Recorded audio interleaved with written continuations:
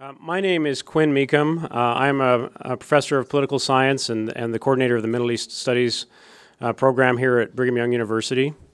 This is the second in a series of lectures that we hope will continue for some time between Brigham Young University and the University of Utah, where we are learning from one another and from the expertise that the faculty in these two institutions bring to the study of the Middle East and Middle Eastern history, politics, and religion. It's my great privilege to welcome to BYU today Peter von Sivers, who is an associate professor of history at the University of Utah.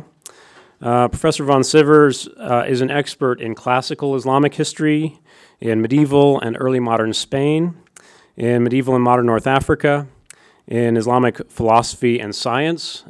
He's widely published in the fields of world history. He has a number of book chapters and articles on topics such as Christology and prophetology in the early Umayyad Arab Empire, the rise of Balkan nationalism within the triangle of the Ottoman, Austrian, and Russian empires, 1800 to 1878, and has been quite involved in a number of questions regarding the early Islamic period, which we get to hear about today. His topic is on Islamic origins, specifically thinking about the religious debates that were taking place in the Middle East around the rise of Islam, and the role of those debates in the development of the Islamic community in its earliest stages. Islamic origins, for those of you who are not familiar, Islamic origins has become an interesting public and scholarly debate in recent years, trying to understand the remarkable success of this world religion and where it came from. What were the influences in early Islamic thought? And Professor von Sivers today is going to be discussing some early work from a book manuscript that he is currently writing on those Islamic origins. So please join me in welcoming Professor von Sivers to BYU.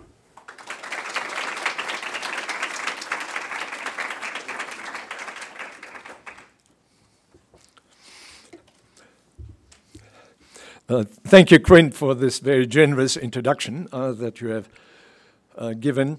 And I'm very happy to be talking to you and talking also to many of you who probably don't have much of a background on Islamic studies.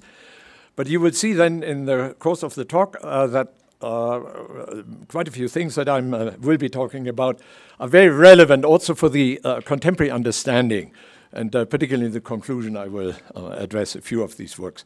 I'm giving you here a short outline, and then I will repeat this outline as I'm going along, so that you have a basic idea here that this will probably look a bit intimidating, but I am really focusing on only one point that I am pursuing in this book on which I'm working, and that is concerned with tritheism, which looms quite large in the Quran and in the debates of the 6th and early 7th centuries.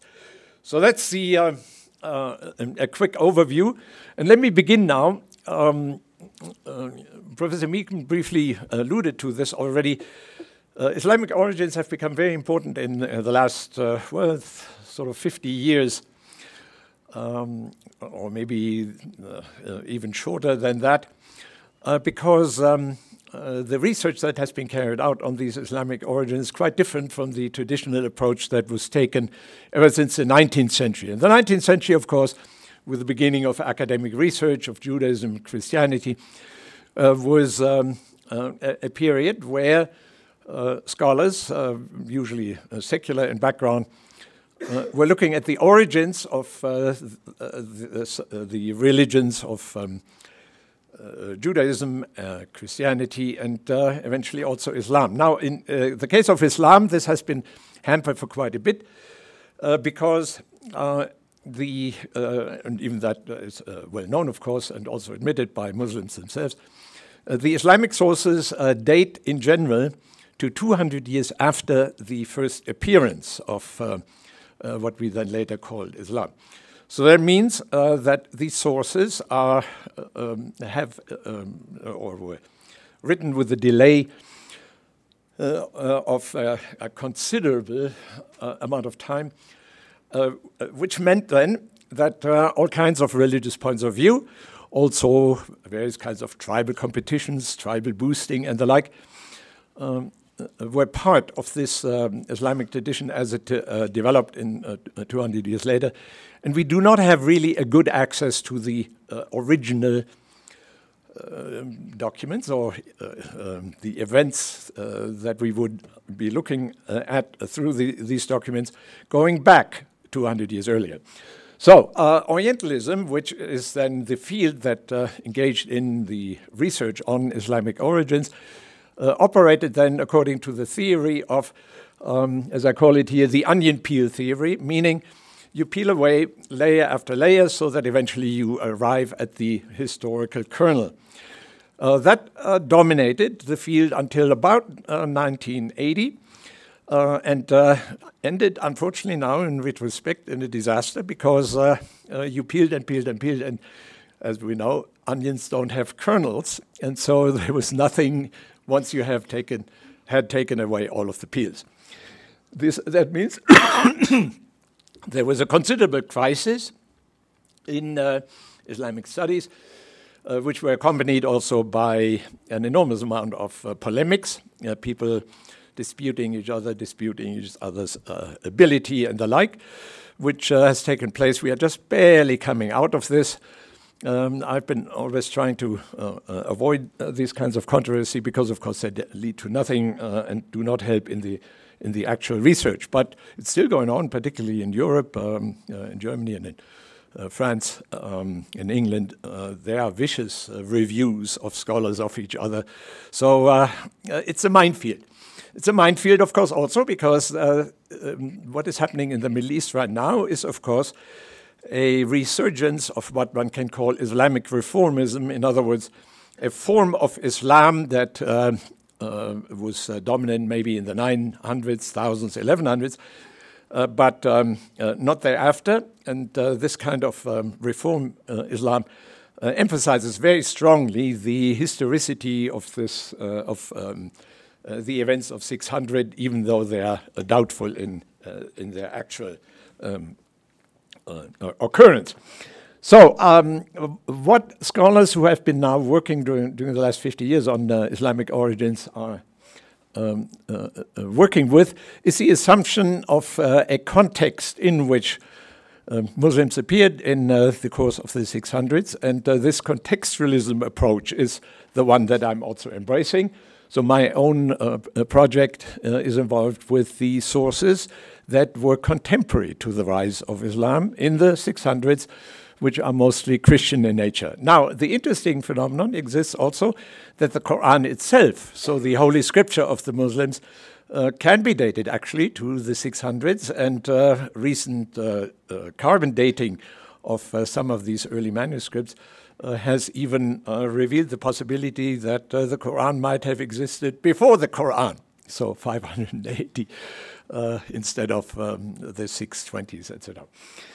Now, with that as a background, I would like to begin with, this is now contextualism, the approach that we can understand the rise of Islam only if we really have a good understanding of what happened among the or within the Christian denominations of the 500s. And we are talking there about vicious attacks of Christians against each other. The 500s weren't maybe quite as bad as the 400s, but they were still pretty bad. And you can see this in this particular title that I included by Philip Jenkins. Lengthy title, but it's, I think, a very descriptive one. And I recommend this book very much to you so that you have an idea here of what really went on before Christianity became what it actually was, with lots of assassinations, street riots, people being deposed from their bishoprics, and so on.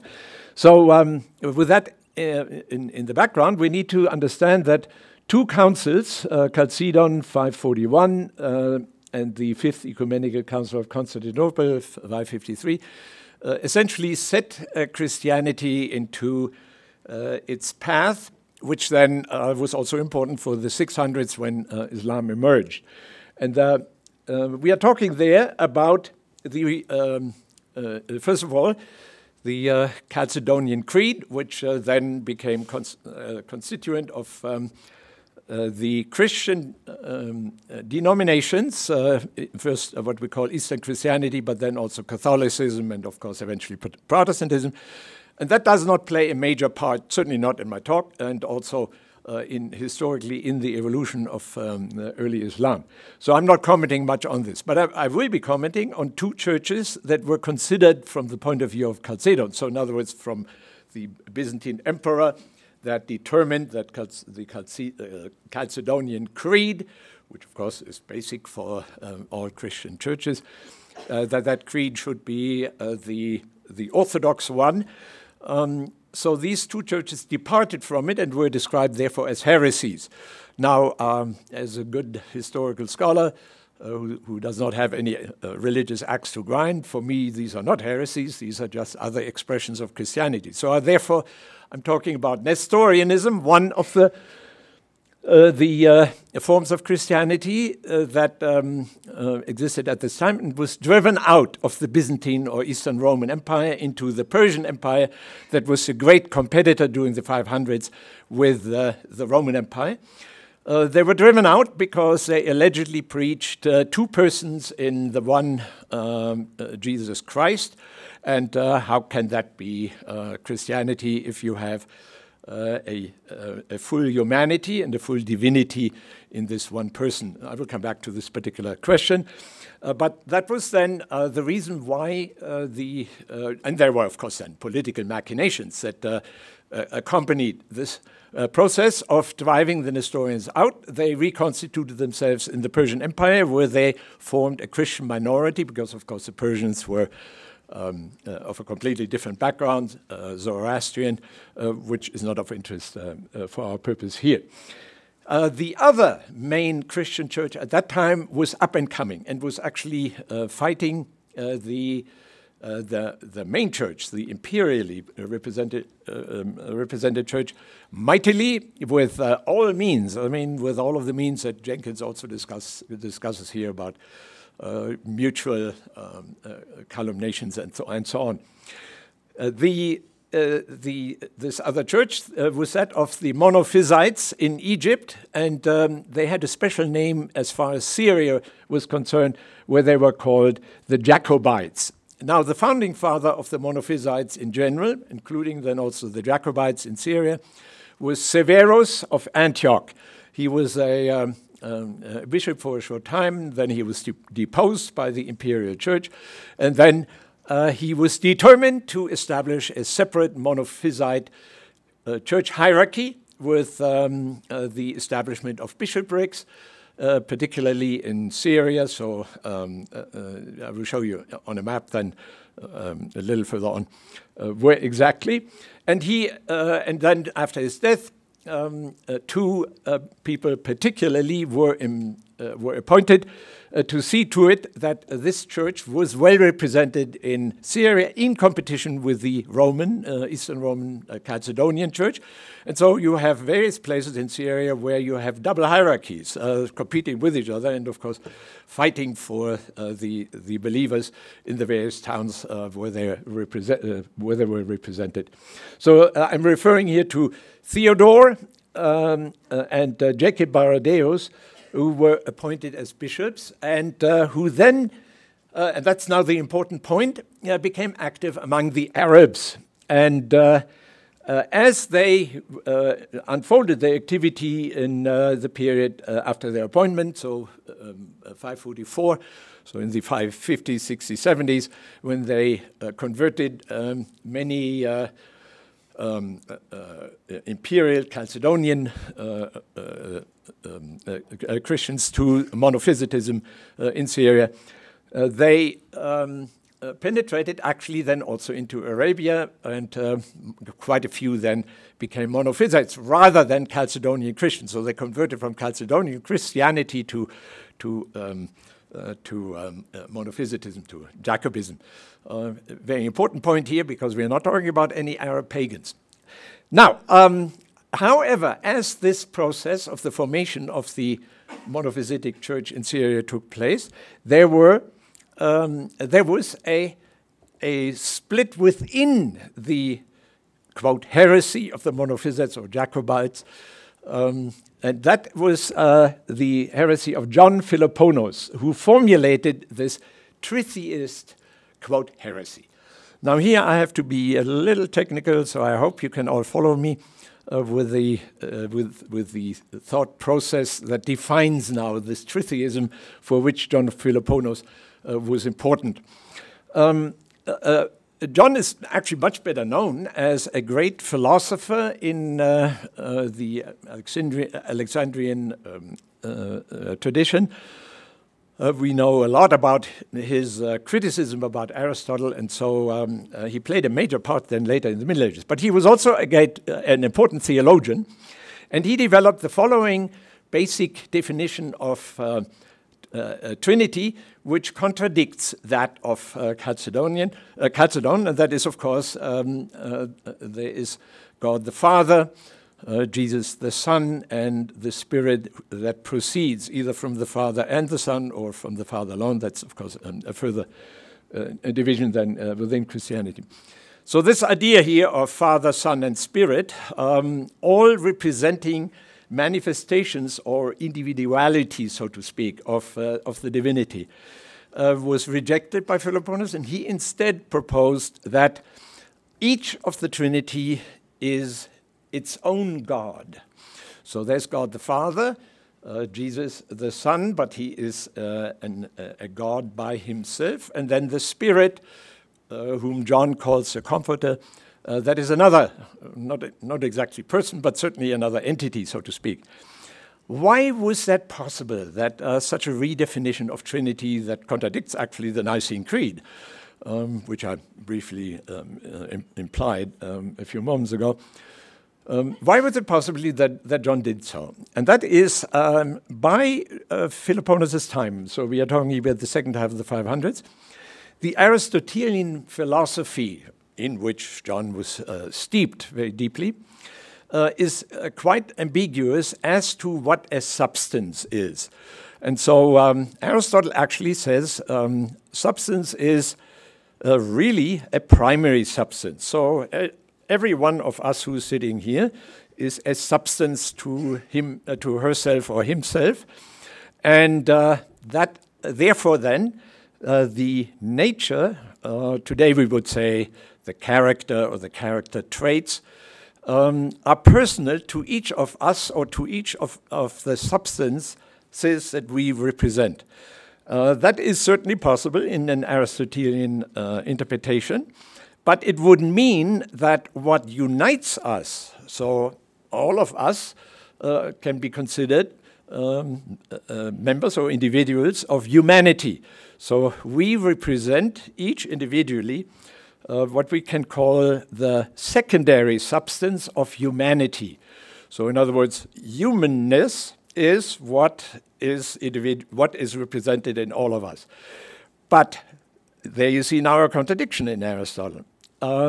We could be interpreted either as being each of us a substance with our personal characteristics and traits, which we would then call nature, or we could say we are all members of humanity and are individuations of this humanity, but as individuations, we are not persons. We then still need, in addition, to be called whatever our names are, with our personal characteristics and the like. So this double definition of what nature is plagues the entire 500s and is actually, in terms of theological thought, the background for all of these quarrels and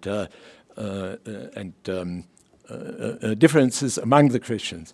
In any event, the point that Philoponus made was, in Trinity, each of the three figures represents their own substance, and so therefore, what unites them is really only in name. So in other words, yes, there's God the Father, there's Jesus the Son, and there's the Spirit. And then, sort of in an abstract sense, they have the common nature of, quote, divinity. But divinity doesn't really exist. It's only a figment of our imagination. That Aristotle says is actually quite explicitly in the Anima. So therefore, they're only sort of vaguely in one's mind, but not in reality, united through the term Trinity, but they are really all apart from each other. That now was the heresy of tritheism that became rampant in Syria, and I mentioned here on the bottom, this is just in passing that I want to mention this, the monks in Syria were now deeply split. So the Jacobite Monophysites were deeply split between regular monophysitism, which was one of the so-called heresies, and which relies on the on a particular definition of what the nature of Jesus is. I will not go into this; it's not necessary for our purposes here. And then there were lots of monks in the same monasteries, because monasteries dotted the landscape of Syria, who professed this tritheism. So because of this split, and probably there were furious discussions among these monks, are the members of Trinity substances, or are the members of Trinity just manifestations or aspects, so to speak?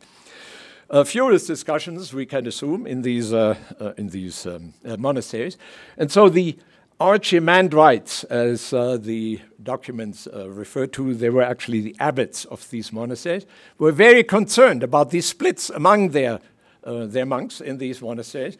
And they wrote to their respective bishops, help us, what can we do in all of this? And we unfortunately don't know the answer, but that must have been a situation of high anxiety toward the end of the 700s. And so, given this particular situation, there was on top of that also then a schism in the Jacobite or Monophysite church hierarchy, with one of the bishops, Damien of Alexandria, who was accused by his opponent, Peter of Callinicum. Callinicum, by the way, was at that time the name for Raqqa. That, of course, is the eastern Syrian city that was recently reconquered from ISIS, if you want to locate this geographically. I will show you a map in a moment. So they accused each other, these two bishops, of horrible heresies, Sabellianism, which is a much earlier heresy in the late 200s, early 300s, according to which Jesus was not divine, but merely an adopted figure of high spiritual standing. So he was accused of that particular heresy. And then the important point, Peter of Callinicum was accused of tritheism. De facto, he was not a tritheist, but that's not important. Tritheism continued right into the early 600s, when finally then the schism was ended. And tritheism then probably faded from the scene, but not quite. And that's the whole point of my departure then for Islamic Origins. Because, let me see one more point, briefly. Because this conflict between regular Jacobites, so the Monophysite so-called heresy, and then the split within the Jacobites represented by this tritheists, that then was visible among the Arabs who were under a vice-regent, a so-called phylarch. These were commanders in the name of Byzantium or Eastern Rome, responsible for the defenses of the borders of the Roman Empire against the Persians. And the desert border was therefore then the border where the nomadic Arabs were enrolled as allies of the Byzantines in order to help protect it. And they were called the Sassanids. And you have the spelling here. The Sassanid Phylarch, who was the leader of the Western Arabs, or one of them, this Jaffna al-Rassan, actually tried to end this schism among these bishops so that this whole tritheist episode would somehow be put aside or overcome, so that regular monophysitism would return to the land. However, Jaffna was no longer very powerful, and so he failed then in his efforts to reconcile, and the schism continued, because by now power really had passed to other Arabs, whom I describe as Eastern Arabs. And so let's go on. Let me quickly now show you on the map where what we are talking about. Here is the center of the province of Arabia. That was where these Sassanids resided. But they governed, actually, this entire area, which we can call the Syrian steppe and desert. Let me show you now in the following map how far this Sassanid territory extended. You can see quite a bit into the direction of Baghdad and Mesopotamia. And here now we will see the Sassanid kingdom that was deputy to defend the eastern border of Rome, against now Eastern Arabs, who were deputied by the Persian king, or king of kings, Shah in Shah, for the defense of Persia against Rome. And they were the Lakhmids, whom you see here as the adjacent territory. So in the 500s, the Romans and the Persians had already gone to war against each other several times. Generally, the Romans were victorious, but usually the Persians were able to come back. And of course, they used their vice regents, those of the Sassanids and of the Lakhmids, as allies to fight the war for them in the desert here, in the southern part of Syria. So here, roughly here. And so now a few words about the Lakhmids. The Lakhmids now were the eastern, or part of the Eastern Arabs, and in their, quote, king, or equivalent of Phylarch among the Sassanids, converted in 594 to Nestorian Christianity. Now, Nestorian Christianity is a Christian church. I mentioned this already briefly, that believes in the two equal natures of Jesus. So Jesus was equally human, so he was fully human, but he was also, of course, God, because God, in the interpretation of the theology of the 500s, was also Jesus, in the sense that in terms of Trinity and how it was represented, he represented God coming to earth in order to bring salvation to humans. By contrast, the Monophysites believed in a primarily divine Jesus who took on the flesh of humans when he came to earth, but was, let's say, 3/4 divine, 1/4 human. So we can see here that was a real contrast over which you could go to war and could kill each other if it came really to blows. And then on top of that, you had the schism within the schism, that there was somebody who stood up and said, well, when we talk about Trinity, we have to talk about 3 different gods. So you can see here the enormous amount of conflict that existed in Christianity. Now, he converted to Nestorianism, and then one of the sources says, once he had converted, that he chased the Jacobites from the provinces. So in other words, only Nestorians now remained in the east, among the Eastern Arabs. All the Jacobites, all the Monophysites now were pushed back into Sassanid territory, or even further south into Egypt. And now the Eastern Arabs had established their form of Christianity as dominant in the Eastern steppe. Now, unfortunately, however, as it had so happened with the Sassanids, but there it had happened already in 580, both the Roman emperor and now also the Persian king in the early 600s decided that these vice regents in the desert, who were the commanders of the Arabs to fight this supplementary war, so to speak, between the Romans and the Persians, that they were expendable. They had maybe grown a little too strong for their appointed positions. And so, I mentioned already, the Sassanids had been reduced around 580. Now, the Persian king went a step further. He had his king, who was supposed to defend the border against the Romans, assassinated outright. And so that was the end of the Eastern Arabs in the city of Hira, which is on the on the western fringes of the Persian Empire. And as I'm saying here now in the next outline, or will now in a moment, the now leaderless, the Eastern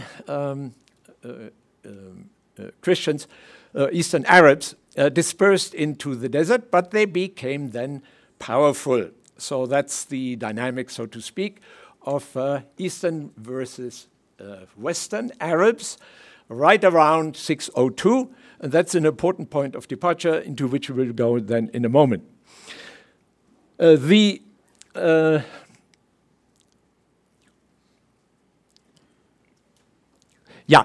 it so happened, however, just a few months after the Persian Shah had decided to murder his vice-regent in the desert, a usurper in Constantinople overthrew the Roman emperor. And Phocas, the usurper emperor, then was a usurper against whom the Shah Khosrow II of the Persians went to war because he wanted to avenge the overthrow of the previous emperor, for the reason that Khosrow had been helped already a few years earlier by the Roman emperor to regain his throne. There was a brief revolt in Persia. The Romans and the Persians always had hostility against each other, but there were also periods of peace, and so they intermarried and so on. And so it was not surprising that Khosrow declared himself now the avenger of the murdered Roman emperor and went to war against the usurper. Of course, now he lacked a representative in the desert because just a few months earlier, the Eastern Arabs had, after the murder of their king, had dispersed into the desert, and so there was not much that he could do now as far as the desert zone in terms of the war of the Persians against the Romans was concerned. Now the war, well known, no need now to go into the details, moved back and forth. At one point, the Persians conquered almost all of the Roman Empire. They went as far as Egypt. But then the war turned around miraculously under a new emperor, Heraclius, who then turned the tables and turned the entire situation around, and eventually in 628 actually even advanced against the capital of the Persians. So that was the end then of Khosrow, and the end also of the Persian Empire, because there was no clear successor. In that particular situation now, because the Arabs were among themselves in a way throughout this war period, 602 to 628, because on neither side were they needed or wanted. They were among themselves. So that's the important consideration that we have to think of now, with the idea that the Eastern Arabs were a bit stronger than the Western Arabs, but both were now in the Syrian desert and watched from afar how the biggies were killing each other, so to speak, the two empires. And then in 622, right when the war was beginning to turn in favor of the Eastern Romans, they declared an Arab kingdom, 622. This is very important that this Arab kingdom was declared at that particular time, because actually from the Islamic tradition, so that the sources that are dated 200 years after the emergence of the early Muslims, 622 is which date?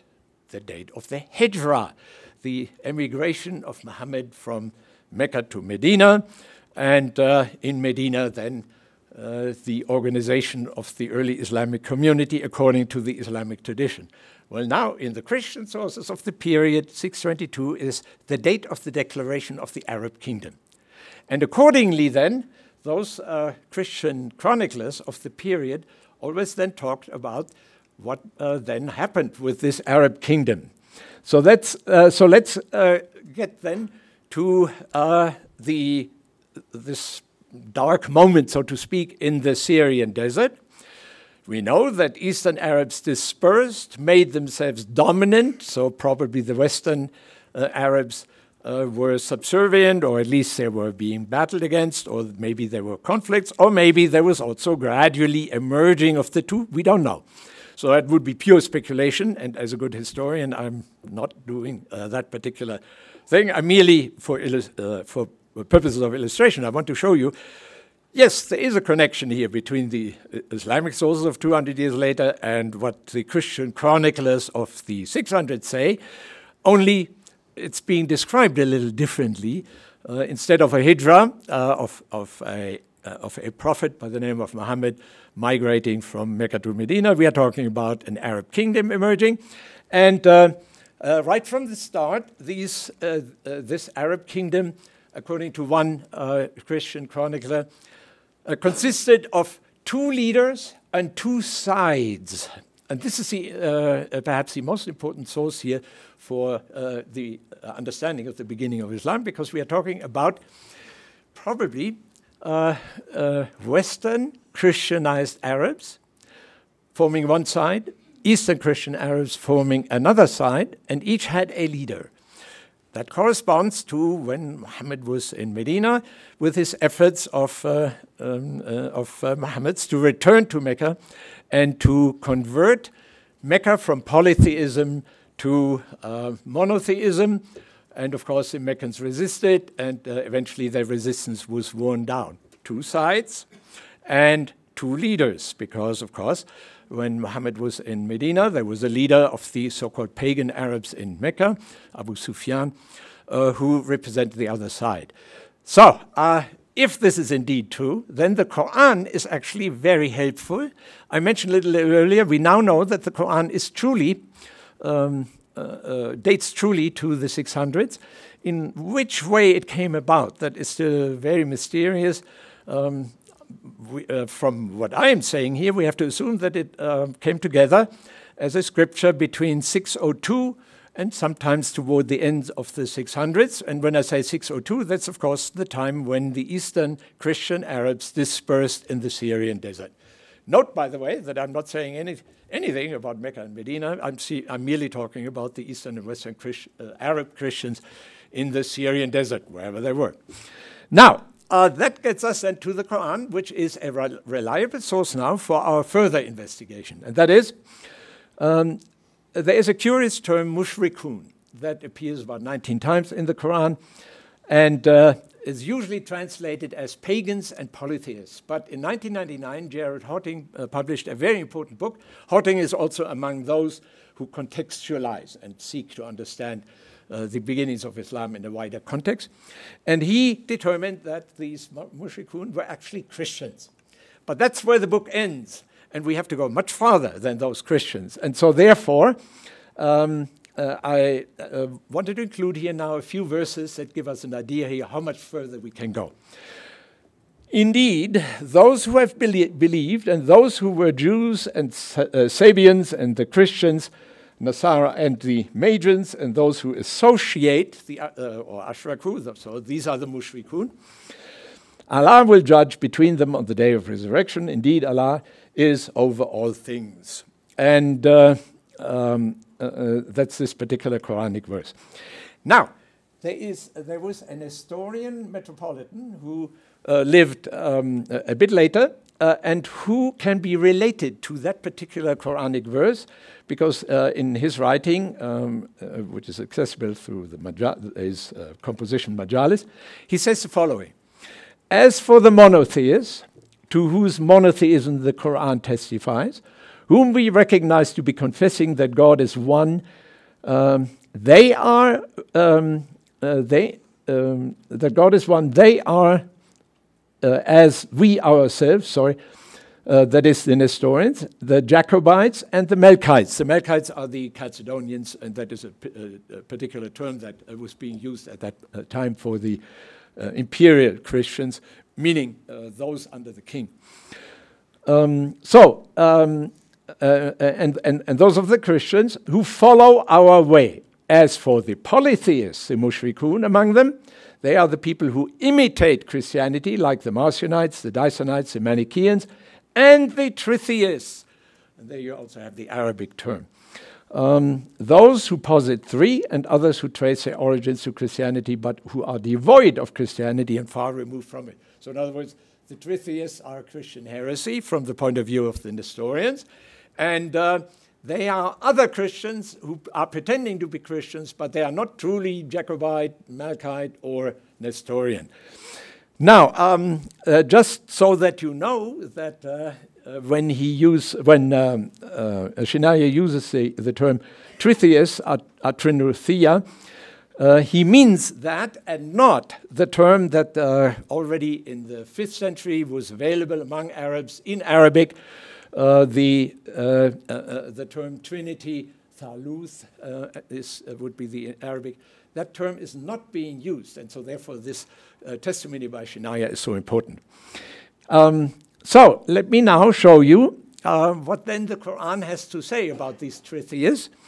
O people of the scripture, do not commit excess in your religion or say about Allah except the truth. The Messiah Jesus, the son of Mary, was but a messenger of Allah, and his word which he directed to Mary, and a soul created at a command. So it's the immaculate conception, of course, of Jesus from him. So believe in Allah and his messengers and do not say three. Desist, it is better for you, etc. Another verse, they have certainly disbelieved who say Allah is the third of three. So neither of these verses speaks of Trinity, but just of three. Therefore then, and here I'm saying that the term Trinity does not appear. So we can assume, coming now to the conclusion, that what the Quran says in its own testimony about these Tritheists who emerged in the 500s and caused this split among the Jacobites or the Monophysites, that was a particular predominant form of Christianity among the Western Arabs, whether they were the majority or whether Monophysites in general, so those that did not split from the run-of-the-mill monophysitism that Sivers had created, but belonged to the smaller and more specific Tritheist sect, we do not know. Probably the assumption would be that the majority were Monophysite of the Western Arabs. But there was a minority, and these were clearly the ones against which the Quran polemicizes. And that's very important because the Quran is actually very friendly towards both Jacobism, Monophysitism, and Nestorianism. And in fact, in many ways comes out of Nestorianism. So it denies, that is very expressed in the Quran, that Jesus is the Son of God. Instead, he's always the servant or the, like all other prophets, of God. But as I tried to emphasize here throughout my presentation, first of all, these Mushrikun were not pagans, they were Christians. They were either Western Jacobite or Eastern Nestorian, and they are generally being treated very gently in the Quran because they are verses of convergence. So in other words, we here in the Quran always want to emphasize what we have common with mainstream Christianity, be it Monophysite or Nestorian. Yes, there are then also verses of divergence, particularly those that emphasize the servantship of Jesus. But then, for the rest of the Quran, if you read it very carefully, you come across Mary's immaculate conception. So Mary conceived Jesus through the Spirit, through the Word of God, also the Spirit. This is a variation that is a little more complicated, but can also be explained. So mainstream Christianity, that's how all Christians interpreted the Gospels. That even though Joseph was the father, the conception of Jesus was actually through the Word of God. Jesus has miracle powers. That's emphasized throughout all of the verses that appear in the Quran about Jesus. And Jesus, if you read carefully, also dies on the cross and is resurrected, even though those verses just intimated. I mean, you cannot really interpret it, and clearly some work has took place there to take that away from Jesus. But the ascension is directly expressed. Jesus rose to the right of the Heavenly Father. So, one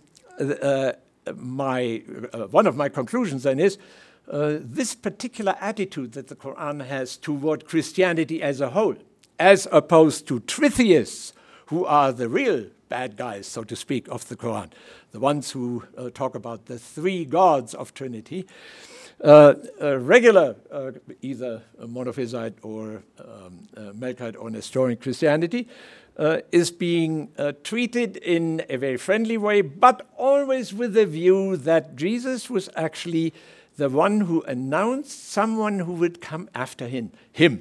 If you go to John, there are these famous verses on the Paraclete, which in the Quran, then later in the Islamic tradition, are being interpreted as, yes, Jesus announced someone who would come thereafter, and that is Muhammad. Muhammad is actually not really a name. It literally means the praised one, and is probably, therefore, then the notation, so to speak, for that particular sage, scribe, or other person who worked on the various parts that eventually came together and made up the Quran, the scripture of the Muslims.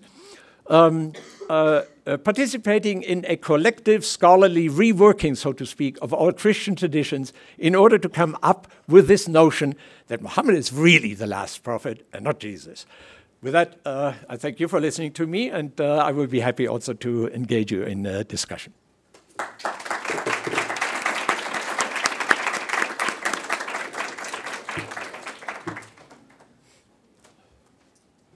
Right. Thank you very much, Professor von Sivers. We do have about 12 minutes for questions. We're going to be finishing up at 4. If you need to leave before the Q&A, you're welcome to do that. For those who would like to stay, Professor von Sivers has graciously agreed to take some questions. What I'd ask you to do if you have a question is just to raise your hand. I will bring you this mic. Please introduce yourself, your name, and your major, and then you can raise your question. So, question right here. Yes. And again, we'll go until 4 p.m. So, in the Quran, it says that... Introduce yourself. Oh, sorry. My name is Mariah Dean. My major is history. I'm from Brazil. But I was thinking that in the Quran, it says that Jesus, like Jesus was conceived by, like, God's... The Word. Yeah. The Word, okay. So how do they explain that God is not the father of Jesus? Or who is the father of Jesus for them? Yeah, for understanding Christianity, Judaism for that matter as well, and Islam, you have to be aware that one of the cardinal points of all of the debates that were often, of course, quite bloody, as I mentioned, for all of these debates, it was always very important that God, the Father, let's put this in parentheses for a moment, is transcendent. Transcendence means you can say nothing about him. He is simply removed from anything sensory. So even though he reveals himself, there's nothing you can say about him, and that has to be protected. So theologians always had to be very careful when they said when they argued that God had a son in Trinity, because how is that possible that this son now, who is God, comes to earth and has this double nature, so to speak, because doesn't that drag the transcendent God into immanence and make him dirty, so to speak? I mean, make him part of this corrupt world, because that was, of course, always the assumption behind this. This effort to protect the transcendence of God sort of resurfaced in the formation of Islam. And so therefore then the strict denial that God can engender sons. But also now, when you look at the vocabulary, walad means a carnal son. Ibn is much more abstract. That word, which means son, of course, in Arabic.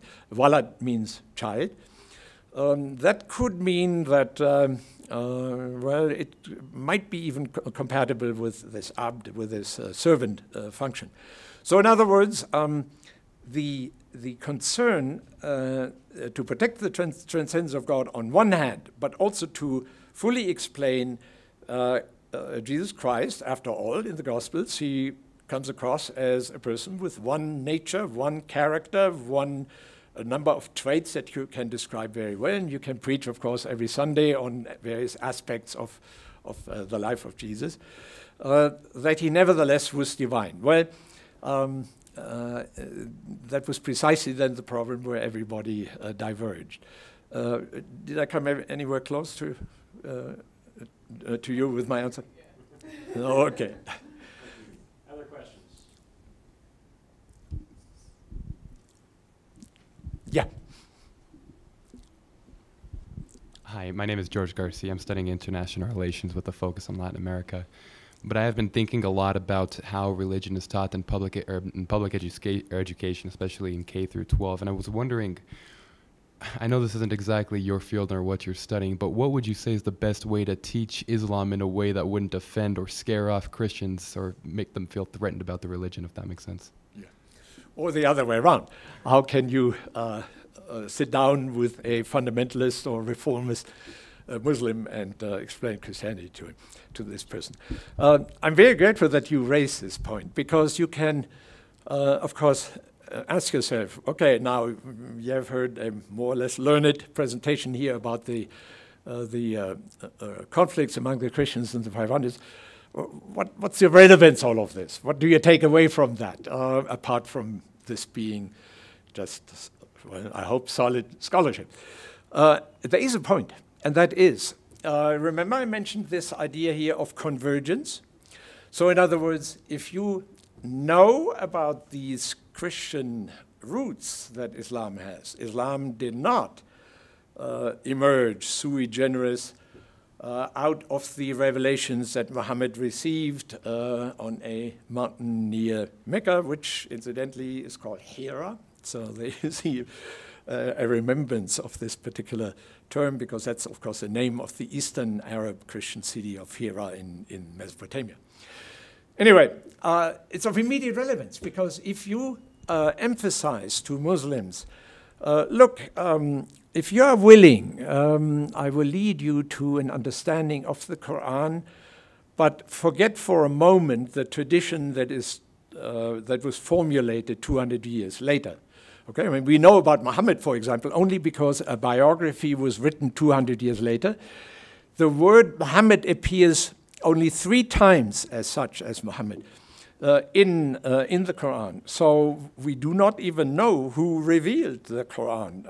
For all we know is that what we talk about as the revelation of the Quran was the communal work of scribes who were deeply steeped in all of the scriptures of Christianity, including also all non-canonical ones of previous centuries, and put together what we can maybe call a concordance of all of the Christian writings. This is the original meaning of Islam, by the way. So the whole point here is, if it is possible to, so let me first answer the question of you and me sitting down with a Salafi or even jihadi Muslim. I mean, jihadi just before he engages in jihad, obviously.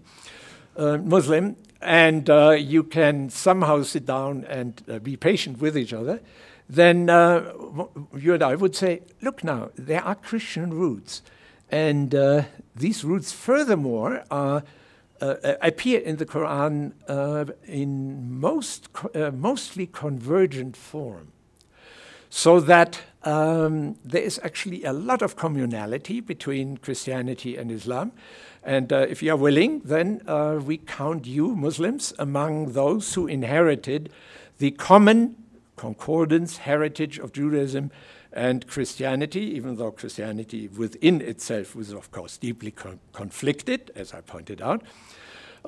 So we are heirs of all three things. And so the Islamic Quranic revelation is therefore just another version of the revelatory tradition that comes out of the Middle East. Now, let's turn it also around, of course, since you originally asked the question from the other side, and that is, how can we? Could you reformulate it so that I can be precise with my answer? How could we?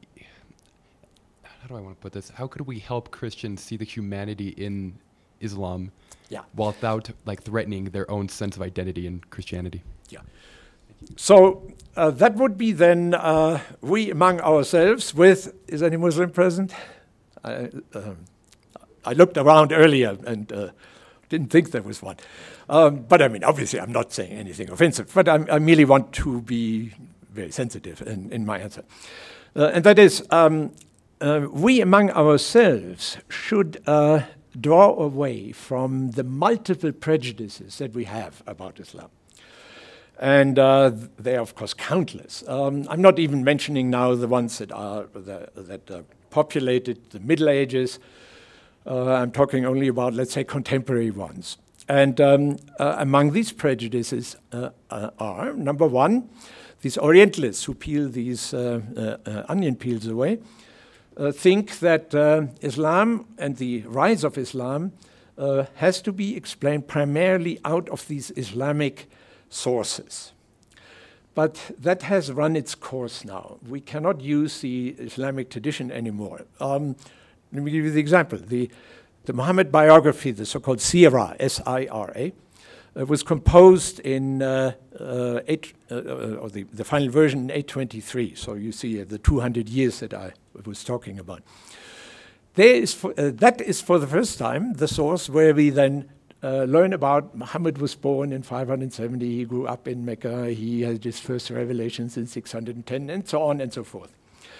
Among ourselves, if we open ourselves to what the Christians had to say about the rise of Islam in the 600s, like I did here in my presentation, then we would come to the conclusion, well, the origins of Islam can be nicely compared to what Christianity was all about in the 500s and all of the problems that it experienced. You see them continued here in the origins of Islam. This will open us up to a view of late antiquity that is much larger than just these few years of the early 600s, when between 610, when the first revelations came, and 632, when the Prophet Muhammad, according to Islamic tradition, died, which is a very narrow focus on the origins of Islam. So, of course, you can retell the story of Muhammad 1,000 times, and I do this actually in my history survey classes. But then, of course, a week later I say, okay, what you have just now learned is not history, but religion, okay? The religious interpretation of what, how Muslims viewed the rise of Islam. Now let me tell you what the Christians had to say when these origins of Islam occurred.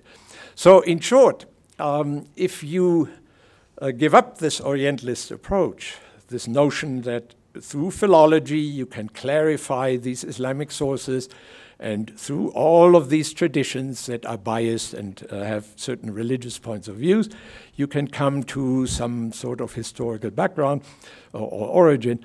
It won't work. What will work, however, is a historical context that you establish, where you have then a much better knowledge, certainly of Christianity in late antiquity, and particularly these curious people called Tritheists, who usually, by the way, Orientalists dismiss them as just minor people who were discussing a refinement of theological approaches to the problems of Christology and theology. These were people over which, first of all, these were doctrines over which people killed each other, number one, as Jenkins said.